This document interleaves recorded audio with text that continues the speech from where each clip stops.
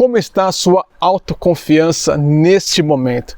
Você sabia que tudo que você pensa, tudo que você sente, tudo que você faz pode reforçar a sua autoconfiança ou diminuí-la cada vez mais? Se você acredita que pode algo, aumenta muito mais a chance de você realizar esse algo. Não há garantias, mas é muito melhor que você pensar que você não pode algo, que você não consegue realizar algo. Esse é o tema da lição estoica de hoje em nosso estudo sobre estoicismo. Vem comigo.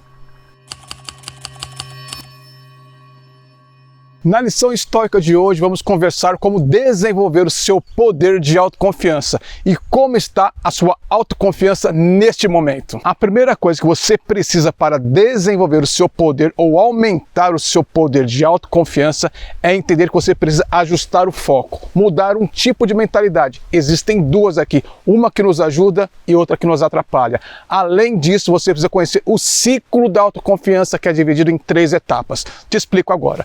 As duas mentalidades para ajustarmos o foco são as seguintes: a mentalidade da escassez e a mentalidade da abundância. A mentalidade da escassez olha a vida da seguinte maneira: ela olha para as pessoas que realizaram coisas e pergunta: por que elas? Por que não eu?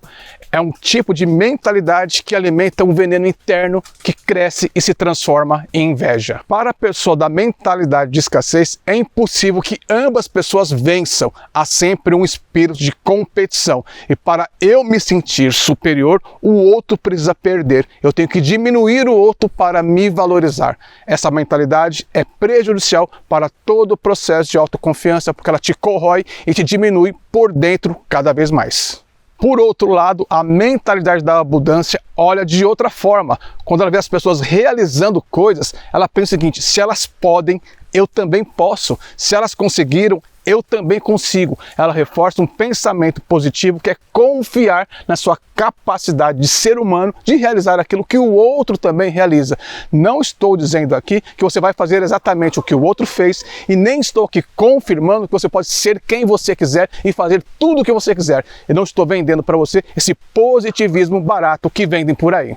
Mas esse ajuste de mentalidade é necessário, porque de qualquer maneira, seu corpo, dos seus neurônios, dos seus hormônios, para você se entregar ao processo que nós chamamos de flow, onde você vai fluir junto com a sua capacidade de execução e realização, do que ficar alimentando que você não pode, que é difícil, que o outro é melhor que você, que o outro foi favorecido, que o outro tem mais coisas que você te diminui, se diminui, se diminui e detona a sua autoconfiança e acaba promovendo uma autossabotagem. Ou seja, se você acredita que você não pode, você não pode. Você mesmo decreta o seu destino. Entenda o seguinte: se você quer corrigir um comportamento, quer mudar uma atitude sua, um jeito de fazer as coisas, a primeira coisa que você precisa sempre mudar é de mentalidade. Quando a mente não muda, nada muda. Então, substitua, reconheça o quanto você tem no seu comportamento, nos seus pensamentos, nas suas falas, a mentalidade de escassez. Perceba-se nessa situação e vá migrando aos poucos, de maneira disciplinada e consciente, para uma mentalidade de abundância. Porém, isso não é o suficiente. Você ainda precisa conhecer como é que funciona o ciclo da autoconfiança para realmente fazer uma transformação efetiva na sua vida. E o que o estoicismo tem para nos dizer sobre isso? Essa frase de Marco Aurélio é muito otimista. Vamos ver o que você pensa sobre ela. Escreva depois nos comentários. O título da lição é: você pode fazer isso. E ele diz o seguinte: se achas que realizar alguma coisa por ti mesmo é muito difícil, não imaginas que é impossível, pois qualquer coisa possível e adequada para outra pessoa pode ser levada a cabo por ti com igual facilidade. Esse pensamento de Marco Aurélio, se você meditar sobre ele, é uma injeção de bom ânimo, é inspiração, é um pensamento positivo. Porém, não é de qualquer jeito, não é fácil, você tem que levar a cabo, ou seja, se comprometer, se esforçar, fazer aquilo talvez que o outro faz, mudar a sua alimentação, acordar cedo, ter disciplina, treinar todos os dias, melhorar a sua performance pouco a pouco, tijolinho por tijolinho, corrigindo seus pontos fracos, explorando seus pontos fortes para conseguir realizar aquilo que você pode e de repente nem conhece, simplesmente porque não acredita em si mesmo e porque nunca tentou. E agora vamos falar então sobre o ciclo da autoconfiança. Mas antes disso, deixe o seu like para você não esquecer. E lembre-se que você deixa o seu like, por quê? Porque é um gesto de gentileza em relação ao conteúdo que eu te entrego todos os dias aqui às 7 horas da manhã e você acaba esquecendo de apertar o botão do like porque não é importante. Eu não perderia aqui 15 segundos desse vídeo para pedir o seu like se não fosse importante. Beleza? Vamos agora conhecer as 3 etapas do ciclo de autoconfiança. A primeira etapa do ciclo de autoconfiança é você responder o quanto você confia no outro, o quanto as outras pessoas são confiáveis para você. Avalie 2 atitudes opostas. Quando você começa uma relação, você começa confiando na pessoa até que ela prove, até que ela faça alguma coisa que desaponte você e ela se torne uma pessoa que não mereça mais a sua confiança, ou você começa desconfiando da pessoa para ela conquistar a sua confiança. Ela tem que provar que é merecedora de confiança. Qual das 2 atitudes você normalmente toma no início de uma relação? Começa confiando ou começa desconfiando? Guarde aí a informação sobre a primeira etapa do ciclo de autoconfiança, que eu irei amarrá-la com a segunda etapa, que responde a seguinte pergunta: o quanto os outros confiam em você? Gostou dessa? Você é uma pessoa confiável, você honra tudo aquilo que você promete, você executa aquilo que você se comprometeu, você faz até o fim aquilo que você falou que ia fazer, você não mente, você não omite informação, você é transparente, você é íntegro, você é claro, você tenta ser uma pessoa coerente, consistente, ou seja, você tem um conjunto de atributos, de palavras, comportamentos, de atitudes que tornam você uma pessoa confiável para os outros. Perceba que nesse momento de reflexão é você falando sobre si mesmo, é você com a sua opinião. Agora, o que os outros acham? Se você perguntasse para 10 pessoas o quanto as pessoas confiam em você, dessas 10, quantas responderiam que sim, confiam totalmente em você, pelos sinais que você demonstra na relação com essas pessoas. Agora vamos conectar a primeira com a segunda etapa, o quanto você confia nos outros e quanto você é uma pessoa confiável para os outros.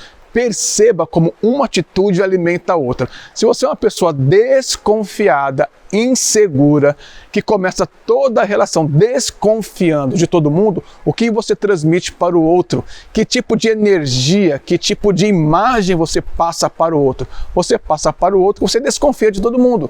Você é uma pessoa insegura e dificilmente uma pessoa que transmite insegurança, que transmite desconfiança para as pessoas, receberá dos outros uma resposta de confiança. As pessoas tendem a desconfiar de pessoas inseguras e de pessoas que desconfiam também delas. Aplicando um pouco de psicologia comportamental, de psicologia social, é fácil entender como somos seres relacionais, o tipo de comportamento, de atitude que eu tenho no meio influencia esse meio a me dar uma resposta no mesmo tom.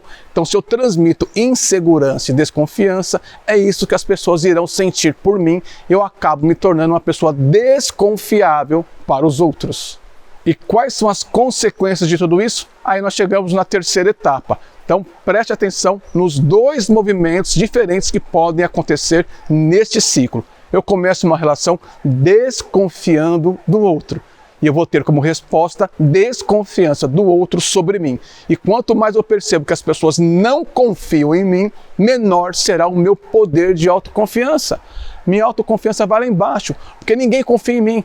Ninguém acredita naquilo que eu falo. Eu sou uma pessoa que não merece atenção, que não merece o respeito, que não transmite autoridade e que as pessoas não acreditam que eu vou honrar aquilo que eu falo e me comprometo. Eu entendo que esse padrão comportamental de desconfiar de tudo e de todos talvez tenha uma razão. Um trauma que aconteceu na infância, na adolescência, você acreditou muito em alguém, teve muita expectativa em relação a seu pai, sua mãe, um professor, ou algum adulto, alguma pessoa que você se relacionou e essa pessoa te trouxe uma grande decepção e uma grande frustração e você alimentou neste momento a seguinte crença disfuncional: nesse mundo não vale a pena confiar em ninguém. E por que você age assim?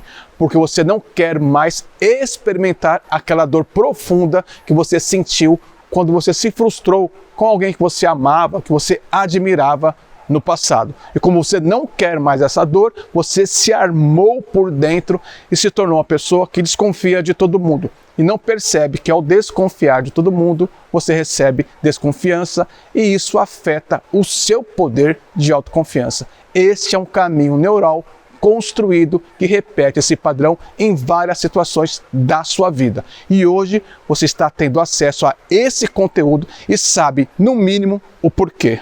O oposto desse comportamento é um comportamento estoico, onde você entende que sim, as pessoas podem te decepcionar, que você não tem controle sobre os outros, porém que você vai viver confiando nas pessoas, confiando no mundo, confiando no seu caminho, porque você tem um conjunto de valores e princípios e se conhece. Então você começa as relações confiando no outro, depositando confiança, apostando, inspirando, estimulando, mas ao mesmo tempo tendo noção da realidade, entendendo que todo ser humano é falho e que se por acaso alguém te decepcionar, alguém falhar, alguém não cumprir com você aquilo que prometeu, a desonra não é sua, a desonra é dela, a falha não é sua, a falha é dela. Então tudo é sobre ela. Você não deve ser tão afetado assim. É lógico que você não vai correr grandes riscos no início.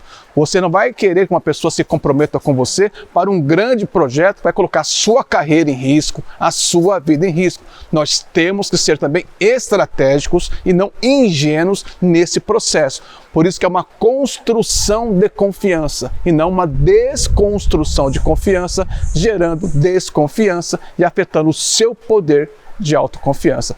Tá entendendo? Vamos fechar agora esse vídeo com um exemplo. Nós poderíamos trazer aqui inúmeros exemplos da relação de um professor com um aluno, de um mestre com seu discípulo, dos pais com os filhos. Vamos naquele que é mais fácil, que a maioria tem acesso, dos pais com os filhos. Perceba, se você é pai, se você é mãe, como que você está criando os seus filhos. Você cria o seu filho para ter autonomia e só é possível criar um filho para ter autonomia depositando nele confiança. Só que isso acontece por etapas. Você não vai dar um projeto complexo, uma situação de risco para uma criança. Então você vai fortalecendo a autoconfiança da criança com pequenos desafios para que ela seja autônoma e adquira independência, aprendendo a caminhar com as próprias pernas e tomar uma decisão por si mesma. Um exemplo muito engraçado que eu vivenciei com um amigo foi o seguinte: o filho dele queria pegar um objeto na geladeira e o objeto estava um pouco mais alto e a criança ficava se esforçando, levantando os pés para pegar. Um pai que não tem essa compreensão que nós estamos conversando na lição histórica de hoje, o que faz por impulso? Levanta, vai lá, pega o objeto na geladeira e dá na mão da criança. Esse pai fez diferente e foi um exemplo que eu nunca mais esqueci. Ao invés de dar o objeto para a criança, o que ele fez? Ele diminuiu, ele baixou um pouco o objeto. E a criança tentou de novo e não conseguiu. Ele diminuiu mais um pouco, e a criança foi, se esforçou e conseguiu. Ou seja, ela ficou feliz, contente com a conquista de ter alcançado o objeto. Foi uma pequena experiência de evolução dessa pequena criança que o pai proporcionou, porque ele está estimulando a criança a crescer, tendo autonomia e autoconfiança. Pegue esse exemplo e espalhe para várias situações do mundo corporativo, na sua casa, em todas as relações sociais. Você pode aplicar isso com seu filho, com os seus amigos e também com o seu irmão, com qualquer pessoa. Ou seja, estimule as pessoas a terem mais autoconfiança e perceba quem você é dentro desse ciclo. Por que eu estou investindo muito nesse vídeo? Porque ele pode determinar se você vai continuar se auto-sabotando e diminuindo a sua autoestima, a sua autoconfiança, ou se você vai se transformar em uma pessoa mais segura, uma pessoa estoica, que vai realizar e ter coragem para fazer o que precisa ser feito, apesar das dificuldades da vida. Beleza? Grande abraço e até um próximo vídeo.